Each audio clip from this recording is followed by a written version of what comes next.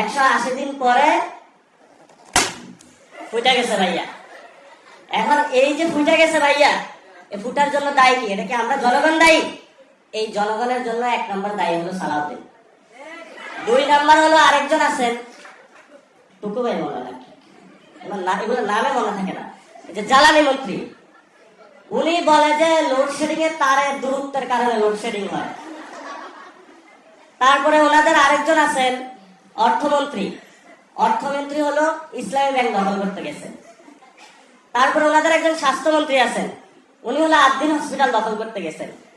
একজন education minister আছে, উনি ছাত্রদের বললো ব্রয়লার মুরগি, এবং বললো এটা আমি আমার মেয়েকে বলছি, তোমাদের বলি নাই।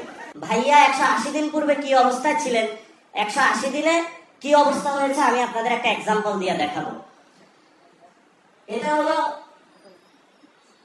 ভাইয়ার একটা প্ল্যান। ভাইয়া হলো এইভাবে ফুলে হলে বাংলাদেশে আসছে।